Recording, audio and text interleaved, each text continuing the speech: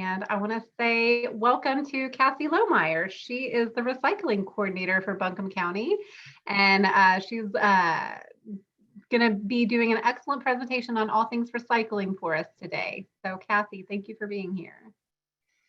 Thank you, Jamie. Let me just share my screen. All righty. Can you see my screen okay? Yeah. All right. I'm assuming yes. Yeah, the answer is yes. Sorry, I couldn't find my mute. Okay. Hi, everyone. Thank you so much for joining me this morning. I really appreciate the support I've received from the community in regards to waste reduction initiatives that we've rolled out as an organization.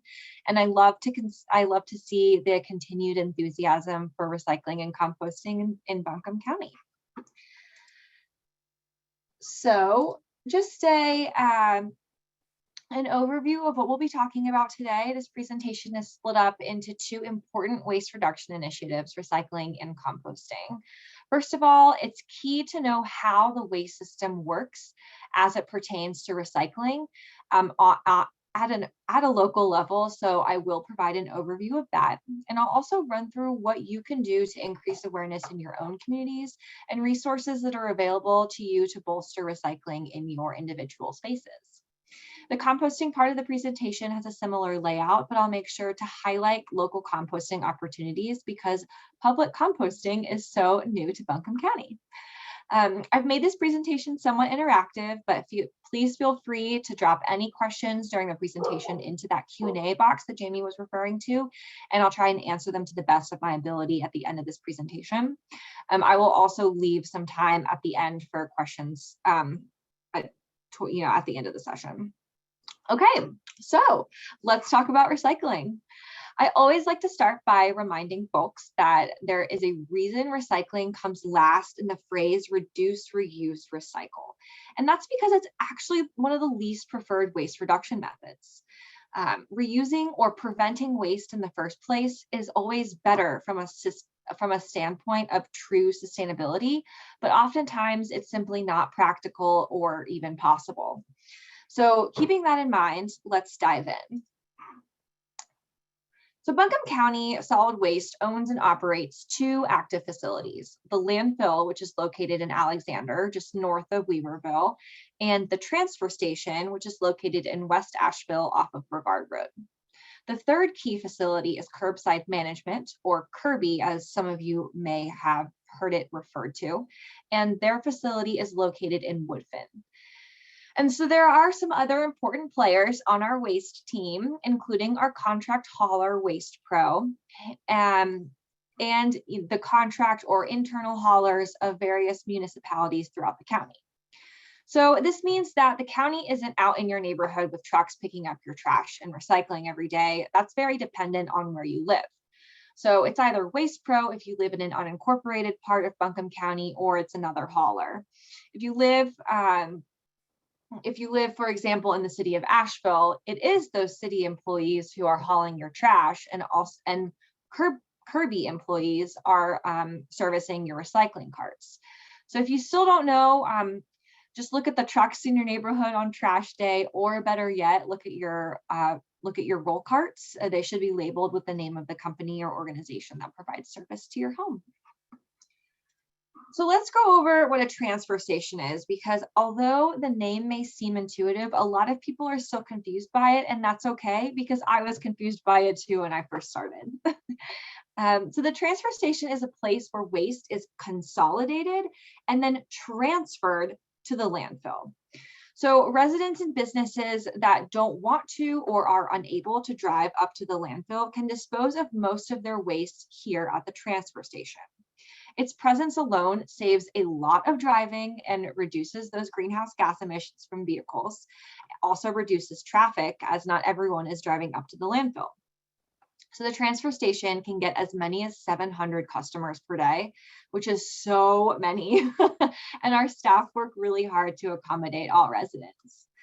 And it's important to note that the transfer station is not a landfill. Again, the waste does not stay at that facility. So once there is enough waste to fill a large 18-wheeler, let's refer to this diagram on the right of the slide. So when you visit the transfer station, you will dump your trash on this kind of concrete pad that you'll see to the right. The trash goes there. And then once there's enough to fill that large 18-wheeler, the truck parks below in that space to the left. And the waste is pushed with machines from above into the truck with that, the top opens on the truck. Then once the container, the truck is filled, the top is closed, the truck drives up to the landfill where that waste is disposed of. And so our trucks collectively average almost 30 trips a day in between facilities, which is a lot, but again, and that's instead of hundreds of vehicles. And besides trash and recycling, the transfer station also collects cardboard, construction and demolition waste, metal, white goods or those appliances. We also have a sharps bin so you can safely dispose of your medical waste, and a moving box program, which I think is really cool. If you have moved recently or are moving in the near future, there is a shed where you can get ready to go, clean moving boxes. And then if you just moved, you can dispose of your moving boxes for the next person who's moving. So the landfill does so much more than just house trash. Yes, we accept residential and commercial wastes, but we also have a recycling convenience center where you can dispose of your motor and cooking oil, lead acid batteries, and even food waste, which I'll get into a little bit later. We also accept construction and demolition waste and have a recycling program for clean concrete. We accept yard waste and then sell and process that and then sell the mulch to the public. So if you're, doing some spring landscaping, come visit us and get some mulch. We also accept metal, white goods, tires, and again, sharps. And we also accept household hazardous waste, which is a very important recycling program. So HHW, or household hazardous waste, I wanted to discuss that in a little bit more depth because it's finally spring and we usually see a huge uptick in traffic around this time because people are getting outside, they're deep cleaning their homes, and they're doing DIY projects. And you'll see on our webpage that we also refer to HHW as TV and paint recycling days because the bulk of what we tend to receive are those two items. Our paint recycling program is actually really cool, and I think that more people should know about it. So we open every single can of paint that you guys bring to us, and we pour it into this large tank. And then we mix it with this blend of clay so that the entire mixture acts as a binding agent. And so what we'll do is we'll spray that over the trash that's landfilled each day, which you can see on the bottom picture on this slide. And that will hold that trash in place. Regulations will require us to put a daily cover over the trash so that it doesn't blow away. But for some facilities, this means spreading inches of soil or putting down thick, heavy plastic, both of which you can see on those top two pictures. Not only does this waste resources, but this takes up a lot of space. The paint mixture is thin, it's strong, and it's one of those ways that we've been able to extend the life of the landfill. So the paint isn't really being recycled into new paint, and I don't really think that's possible, but it is playing this important reuse role in our community. So back to HHW collection, we also accept light bulbs, household chemicals, and pesticides during these events. And these are all sent to companies who safely recycle these items instead of leaching harmful chemicals into our landfill and into our environment. During the spring and summer months, we host a collection event twice a month, and we actually have one tomorrow. So come and visit us with your household hazardous waste from 9 to 3. So another great recycling resource available to our community is the Hard to Recycle events that are hosted quarterly by Asheville Greenworks. And these are a great way to recycle those hard to recycle items. In addition to taking electronics like we do at the landfill, Asheville Greenworks is able to take various items that are technically recyclable, but just not in our curbside system. So the next event is May 14th, and it's somewhere in Buncombe County. The location has not yet been determined, but can be found on their website once it is confirmed. And so it's a few weeks away, which gives you plenty of time to accumulate some of those items, which are listed on the right of your screen. And Asheville Greenworks is, an amazing organization that has been able to divert over 750,000 pounds of material from the landfill since they started these collection events.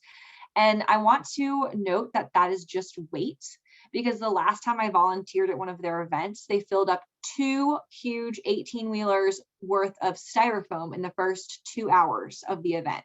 So I think we also need to consider volume as well. Styrofoam doesn't weigh anything, but that, that volume of waste that's being diverted is significant as well. So now I want to turn to how your ordinary everyday items are recycled. And when your recycling leaves the curb, this is where it goes. Kirby accepts mixed recyclables from more than 10 counties around Western North Carolina, where it is then sorted and sent to different end markets. So a lot of people think that Buncombe County or the city of Asheville is responsible for setting the rules on what is recyclable or what isn't, but that's not actually the case. It's whatever Kirby has the capacity and machinery to sort and sell to other companies that will then use those materials to make new goods. This piece of the puzzle is so important to understand because I think it really drives home the reasons why we can't put any item with a recycling symbol into our bin. And I know so many of us, myself included, have thought to ourselves, oh, I'm sure someone will know how to recycle this. I'll just put it in the bin. And this mindset actually has an official term. It's called wish cycling, but it's actually pretty harmful for the recycling industry. Recycling, as you'll see in this video, is an energy intensive process, and just one facility just can't recycle it all, unfortunately. For example, Kirby's facility has mechanisms to capture as much paper as possible because it has such a long lifespan. I think it can be used 5 to 7 times. However, the machinery mistakes lids because of the similar thickness for paper. So lids end up contaminating the paper. So this is why we can't recycle lids in our system. I understand that recycling can be kind of nuanced. So just remember, when in doubt, throw it out. Okay, let's watch this video and just let me know if you can't hear it.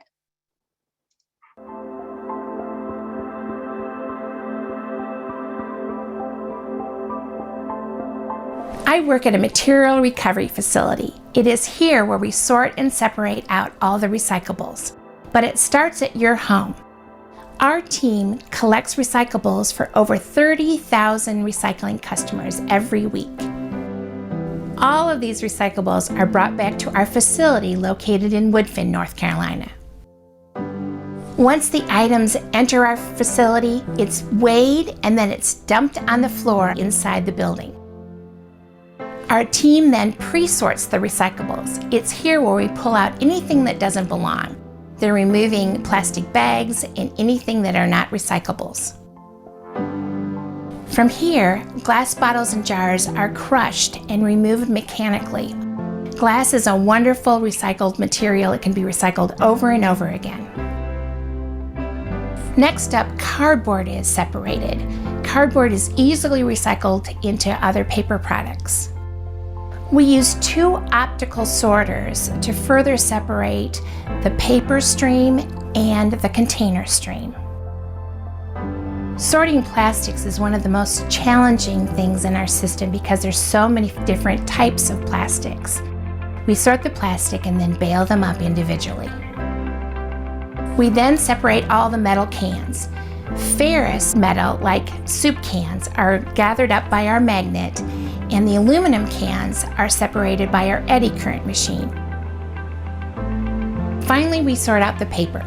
Paper can be recycled up to 5 or 7 times, but every time it's recycled, the papers get shorter and shorter until they become a pulp. This pulp can still be made into paper towels, tissue, and other materials. We receive over 75 tons of trash mixed into our recycling each week. This trash can be a major problem for our operation.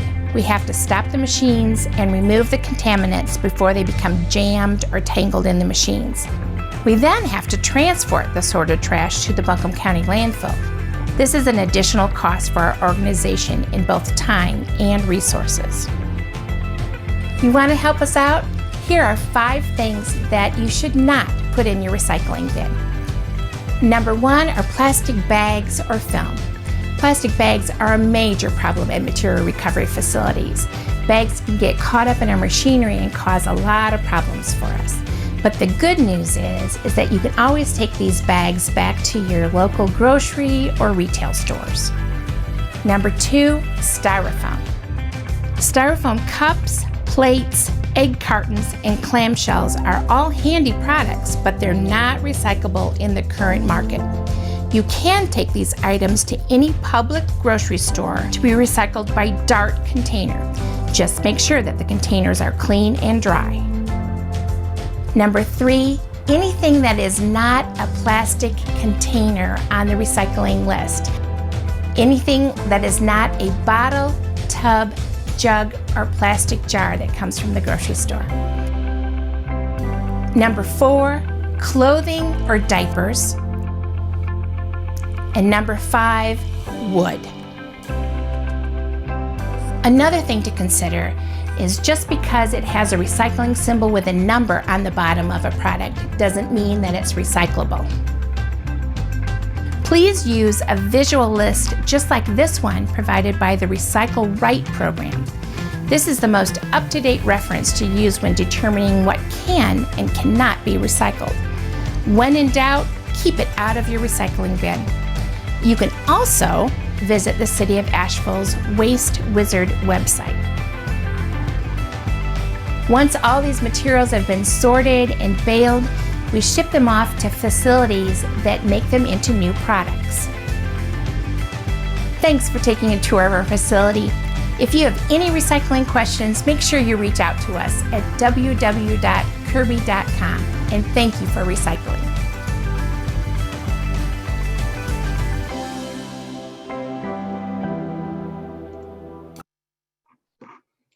All right.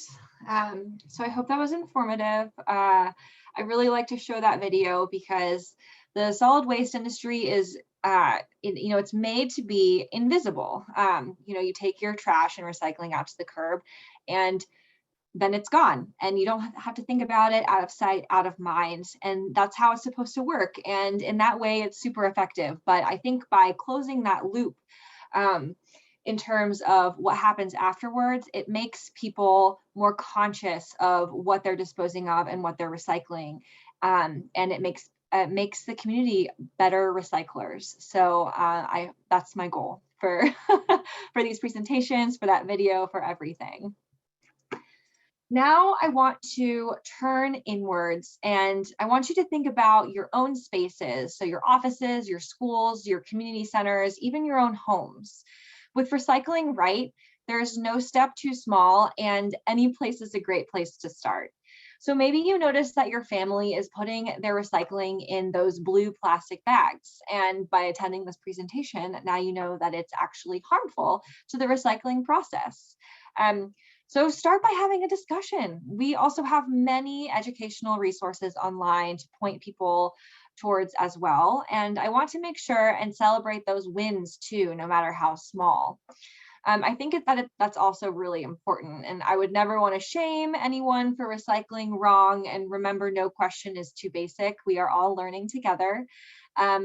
So I wanted just to take this opportunity to ask you what things you may have noticed in your offices or spaces that are wasteful could be improved, or maybe creative ways that you're reducing your waste already. So write it in the Q&A or save it for the end when it's time to discuss, but just be thinking about that. All right, quiz time. everyone's favorite. This or that. This is a very low stakes assessment. So which item is actually recyclable? Think about it and just pick one in your head. So this one should be actually pretty easy if you were paying attention to the video. If you chose the paper bag, you are correct. Plastic bags are never recyclable in our system. As we saw in the video, they tangle the machines and render them less efficient. So when the recycling is first dumped onto that conveyor belt, there is a machine that will fluff the recyclables so that they're spread out more evenly. This helps the robotic machines sort the material more efficiently and accurately because they can see it better. But this machine is easily tangled with plastic bags and films. If this machine isn't doing its job, the entire sorting process is affected. So sometimes Kirby has to shut down the sorting facility to manually go and cut and untangle this machine. So it's really important to keep those bags out of your blue cart. So that doesn't mean that you should throw them away though. Plastic bags are collected at many grocery stores like Ingles and recycled by those specific companies. But better yet, opt for a recyclable or reusable option. Okay, this one is tricky. So Kirby's facility can only recycle that thicker plastic. Remember those containers, those bottles, jars, tubs.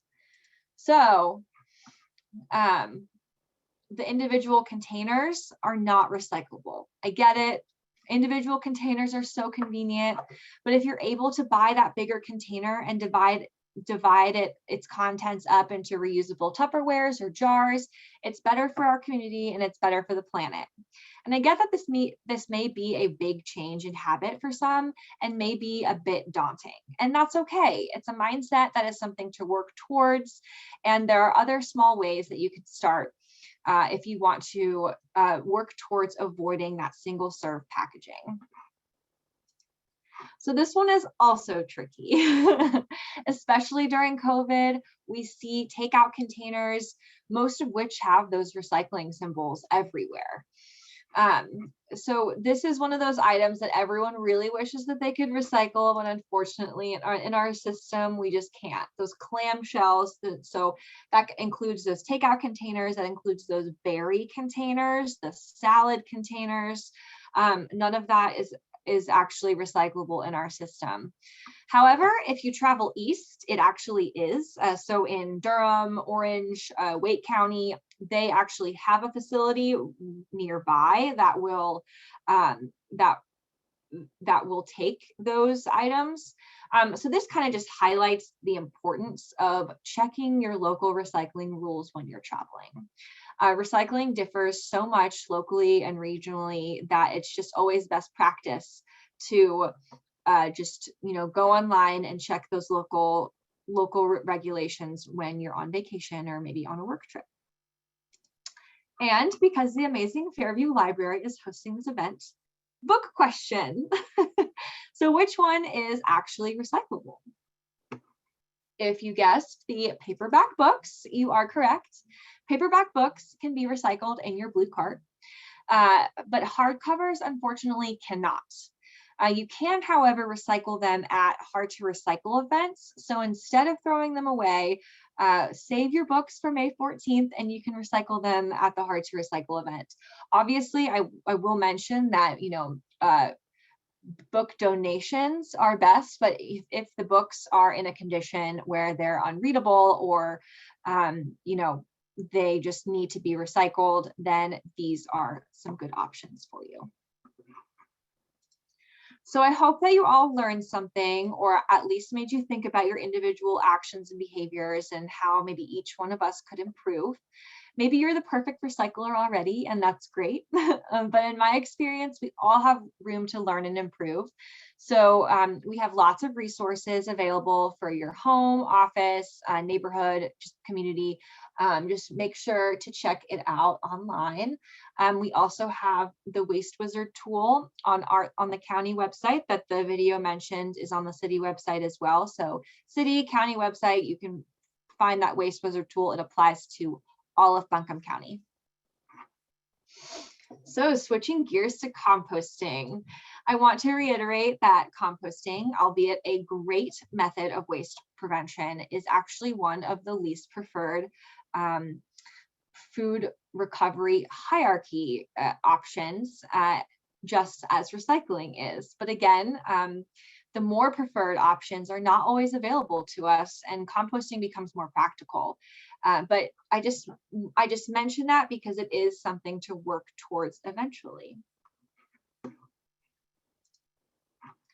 I wanted to give a quick shout out because it is officially Food Waste Reduction Month, and the county commissioners issued a proclamation on April 5th, which is very exciting for us.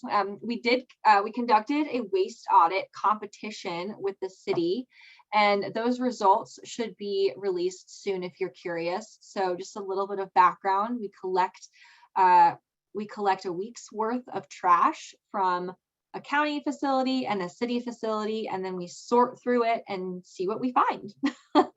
We see the amount of recyclables we find in the trash. We see the amount of compostables we find, and it gives us a better idea of how to move forwards in terms of waste prevention programming. So other cool things that are happening during the month of April, just make sure to check our website for those. We also have some social media engagement plans, and so make sure that you're following our new Instagram account at Buncombe Recycles. And if you haven't checked out at WNC Food Waste Challenge, you should. It's a fun way to start thinking about reducing your overall waste and your impact, and save money, which I know that we all love. So this is how composting works in the most simple form. You need your browns, which is, your leaves, your pine needles, wood chips, even shredded paper, and cardboard. You need your greens, which is those vegetables and fruit scraps, bread, eggshells, small plant trimmings, coffee grounds, and depending on if you are composting at a commercial facility, you can also add cheese rinds and bones. But if you're backyard composting, do not add those. And then those combine with water, air, microorganisms, and heat, and voila, you have your compost. It's a bit more complicated than that, but these are the simple ingredients. And if you have all of these, then you can most likely compost. There are so many resources on home composting, many of which are available on Asheville Greenworks website. Maybe you're thinking that you produce some food waste, but you don't want to actively compost, and that's fine. Between apartment living and wildlife, it sometimes can be really tough in this area. So the county and the city have 2 locations where you can drop off your organic waste completely free of charge. And this is part of a pilot program that has plans to expand in 2022. So make sure and keep up with our website for more details coming out about that. This program is particularly exciting because it is the first time that the county has been able to offer a compost service in its history. So we're really excited and we're really proud about it. So I wanted to share a recent discovery that we made at the county. In August, we decided to do a county-only waste audit. And we collected a week's worth of waste from a county building, and we sorted through it, and we saw what was being thrown away and how we could design those programs to address this building specifically. And so we found that over half of the trash was actually compostable. And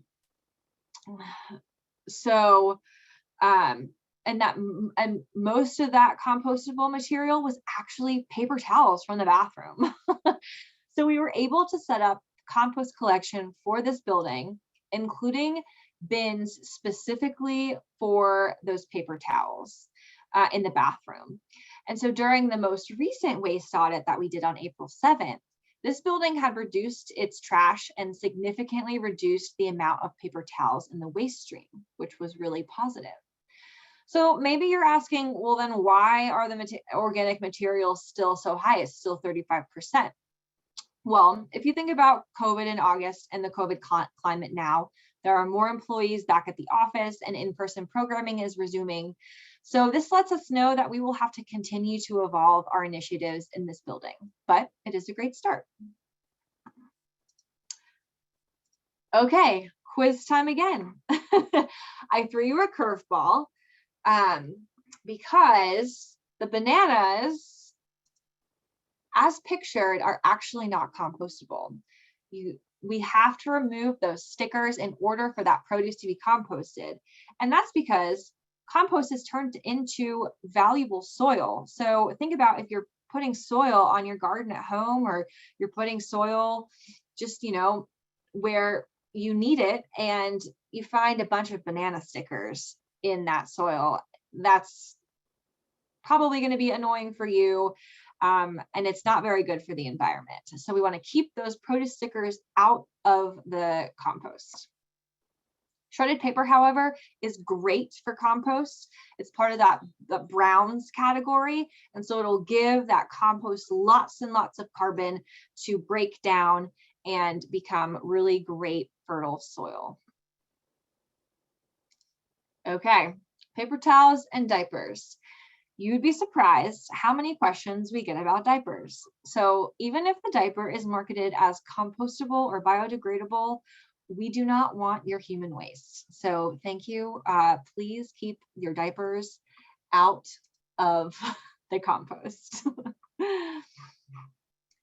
I know that the conversation turns controversial when you start talking about people's coffee, I'm aware. But the coffee pods, while sometimes recyclable, are not compostable. Coffee grounds in a paper filter are for sure, but and I think that there are compostable coffee pods available now, but they may be pricier, which sometimes eliminates them as a priority. And I do get that the coffee grounds in a paper filter is messier, it's more time consuming, and I understand why offices are moving away from that method, but it's just something to think about, your everyday activities and how they produce compostable or non-compostable waste. So again, we have lots of composting resources available on our page for your home, your office, and your community. If you are interested in starting out but have concerns about maybe odor or pests, please don't be discouraged. Those are the #1 concerns among potential participants, and I promise that they are fixable. We can mitigate them, we can prevent them. Again, there are so many community resources available to help you get started, and I am also a resource for you all, so please don't hesitate to contact me.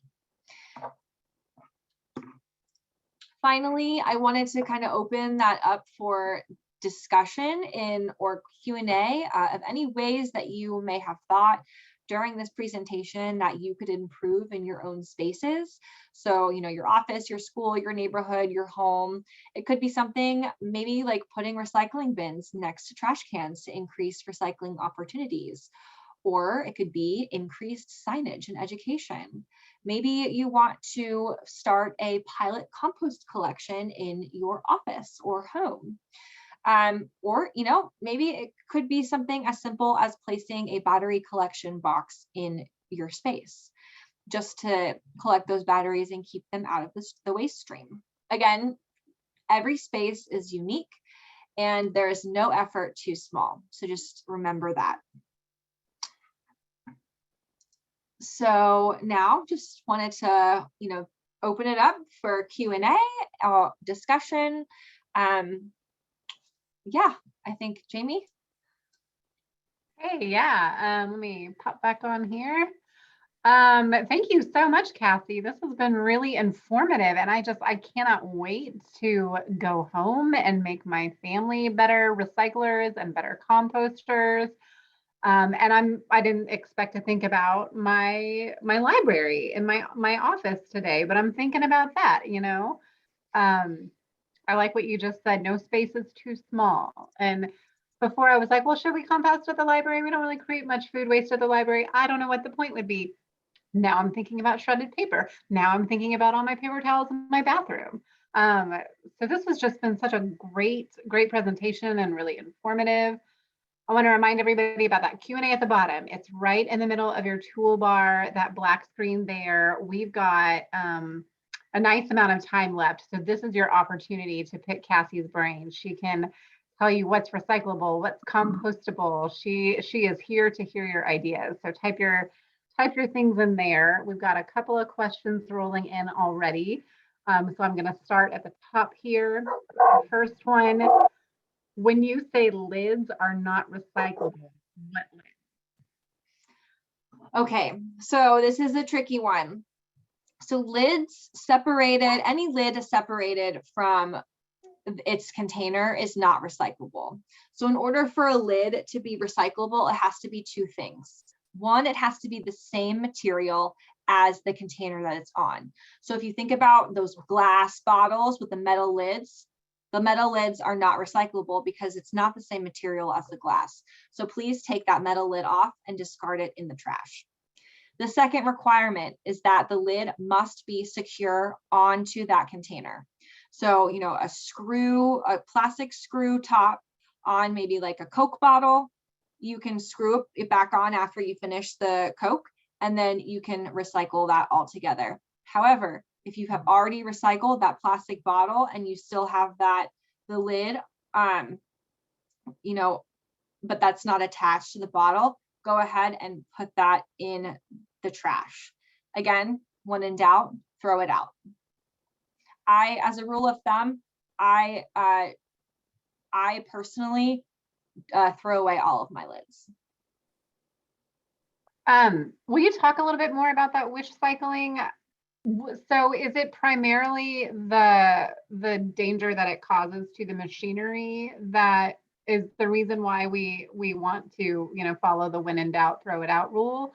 Or if like a container of recycling gets contaminated with something that's not recyclable, does everything end up going to the landfill? Can you talk a little bit more about that? Yeah. So wish cycling is just, again, it's wishing that everything could be recycled and kind of ignoring the local recycling rules and saying, oh, you know, I think, you know, someone can recycle it. This can be recycled. Someone will figure it out. Well, if you saw in the video, there's only like 8 people on that conveyor belt that are picking out things, that contaminants that should be in the trash. And that conveyor belt is going so fast, like dizzyingly fast. And they're not going to get it all. They don't even come close. So when you say, oh, someone will figure it out, you're referring to 8 people who are looking at waste at maybe 20 miles an hour from 10 counties in Western North Carolina. They're not going to figure it out. So, you know, wish cycling is bad for a couple of reasons. And Jamie, you mentioned a few of them. You know, they do tangle the machinery and make the entire process less effective. So we're not seeing as much recycling recovered from the sorting process. We are also seeing, when we do recover materials, we're seeing increased contamination in those. And so if you have, you know, for example, a bunch of paper with so many lids, the paper companies are going to be like, you know, I don't want your paper that has so many lids. It's just so difficult for us to get those, get the lids out, and it's just not a clean, it's not a, you know, a clean material at this point. So what do we do with all this paper that we just recycled? Well, we have nowhere to sell it. We have nowhere to put it. So it could potentially end up in the trash. It could potentially end up being landfilled. So that's why it's just really important. I know, you know, that probably means that you have to throw more stuff out, you know, like those salad containers, those berry containers, but in the long run, you are actually saving a lot of clean recycling.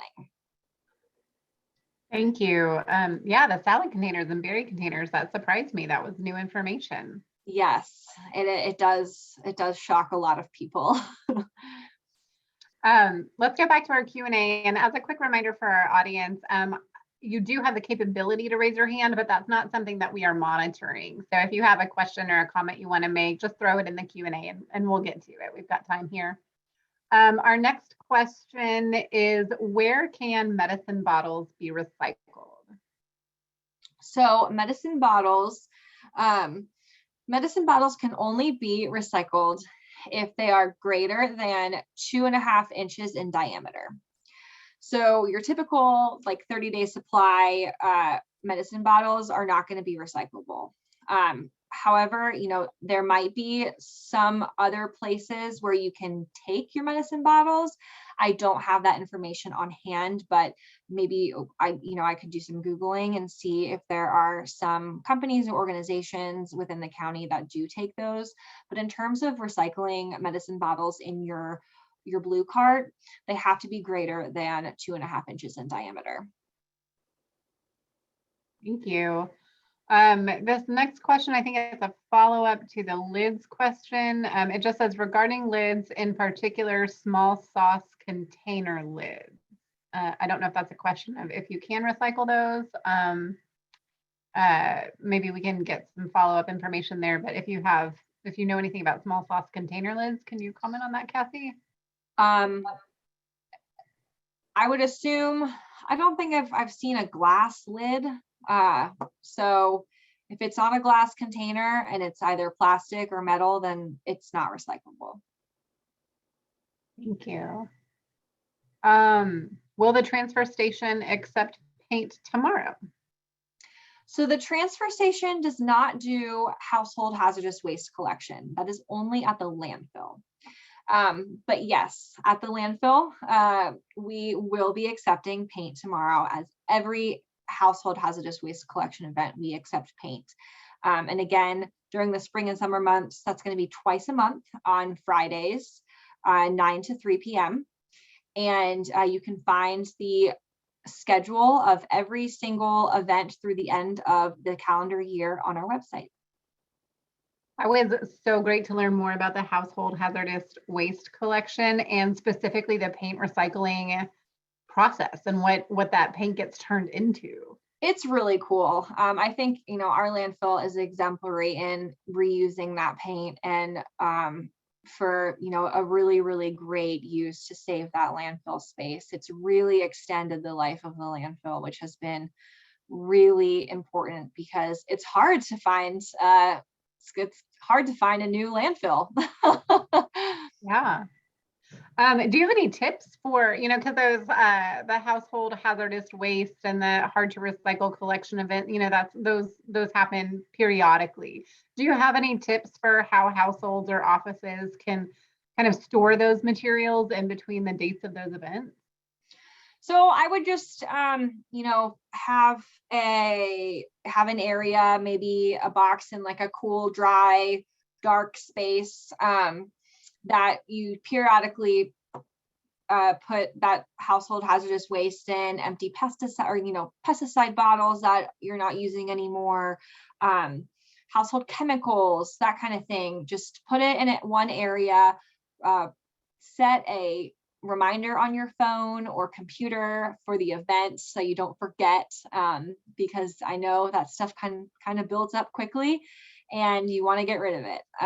So just make sure that you set a reminder and, come and we'll do the rest. Seriously, just make sure that you know what you have. So any sort of container with a chemical in it that's not labeled, we won't be able to accept. So even if it's in a jar or container, but you know what it is, make sure that you're hand labeling it. Oh, that's helpful. Yeah.